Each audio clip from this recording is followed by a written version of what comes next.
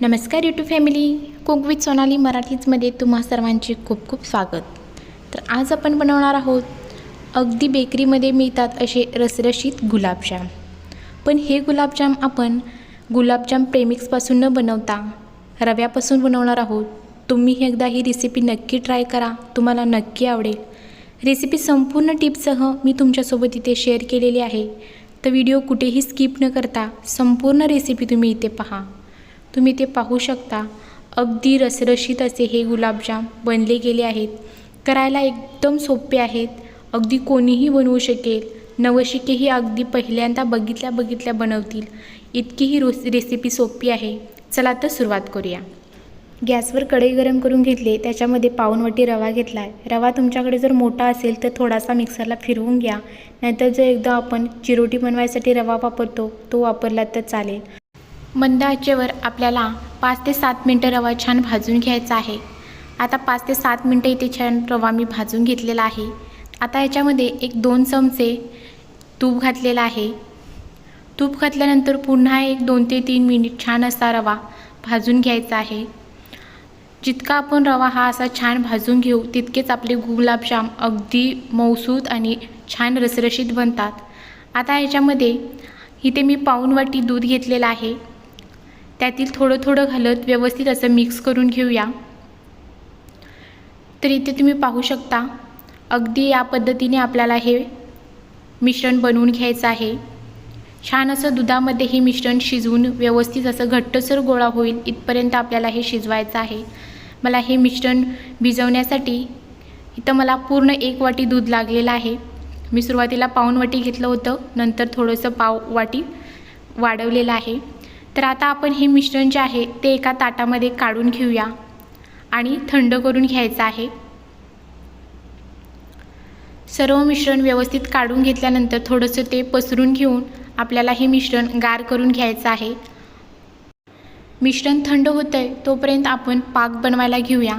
तर एक कढई घेतली, कढईमध्ये 1 मोठी वाटी साखर घेतले. त्याच वाटीने इथे मी 1.5 वाटी पाणी घेतलेलं आहे. तुम्हाला जर जास्त गोड हवी असेल तर तुम्ही जास्त इथे साखरेचा वापर करू शकता. व्यवस्थित असं मिक्स करून आपण पाक बनवायला ठेवूया. इकडे मिश्रण गार झालेलं आहे. आता या मिश्रणामध्ये 1-2 चमचे दूध पावडर घातलेली आहे आणि आता पुन्हा एकदा हे सर्व मिश्रण छान असं व्यवस्थित मिक्स करून छान असा गोळा बनवून घ्यायचा आहे. तर तुम्ही इथे पाहू शकता अगदी मऊसूत असं आपल्याला हे पीठ मळून तयार करून घ्यायचं आहे.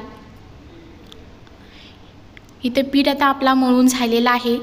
दुसरीकडे छान असे पाकाला उकळी आलेली आहे. त्याच्यामध्ये अर्धा चमचा वेलची पूड घातली आणि व्यवस्थित मिक्स करून घ्यायचा आहे.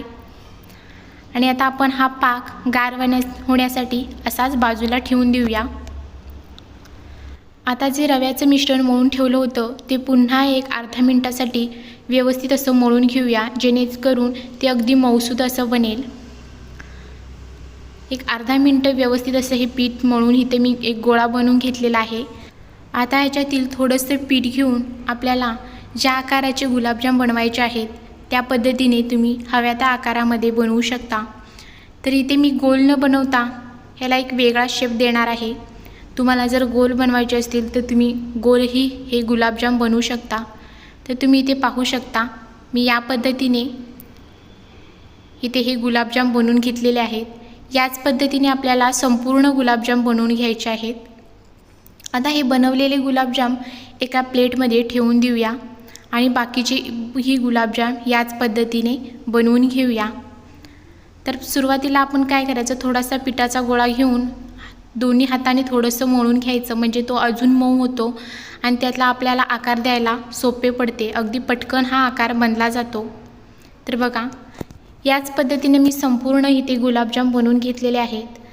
आता इथं आपण जेव्हा गुलाबजाम बनवायला घेतो तेव्हा छान असं तेल गरम करायसाठी बाजूला ठेवून द्यायचं आणि छान तेल कडकडीत गरम झाल्यानंतर आता हे आपण गुलाबजाम तळायसाठी तेलामध्ये सोडायचे आहेत आणि छान असे तांबूस रंगावर आपल्याला हे गुलाबजाम तळून घ्यायचे आहेत. तर इथे तुम्ही पाहू शकता अगदी एकसारख्या रंगावर आपल्याला हे गुलाबजाम तळायचे आहेत. तर या पद्धतीने आपल्याला संपूर्ण गुलाबजाम इथे तळून घ्यायचे आहेत. आता हे आपण एका प्लेटमध्ये काढून घेऊया आता इथे हा पाक छान असा गार झालेला आहे. आता हे सर्व गुलाबजाम आपण या पाकामध्ये सोडून पुन्हा एकदा चमच्याच्या साहाय्याने व्यवस्थित असं मिक्स करून घेऊया. आणि एक 5 ते 6 तासासाठी हे असेच बाजूला ठेवायचे आहेत, जेणेकरून तो पाक पूर्ण गुलाबजाममध्ये व्यवस्थित असा मुरला जाईल. मी हे रात्री बनवले होते, त्यामुळे मी रात्रभर हे असंच ठेवलं होतं. तर इथे तुम्ही सकाळी पाहू शकता अगदी संपूर्ण गुलाबजाम टम्म असे रसरशीत बनले गेलेले आहेत. अगदी आतपर्यंत या गुलाबजाममध्ये रस उतरलेला आहे. तुम्ही ते पाहू शकता. अगदी मऊसूद असे हे गुलाबजाम बनले गेलेले आहेत. रेसिपी आवडली असेल तर चॅनलला सबस्क्राईब आणि लाईक करा. त्याचबरोबर व्हिडिओ शेअर करा. तुम्ही ही रेसिपी एकदा घरी नक्की ट्राय करा, तुम्हाला नक्की आवडेल आणि इतरांनाही तुम्ही ही गुलाबजाम एकदा करून खायला घाला. धन्यवाद.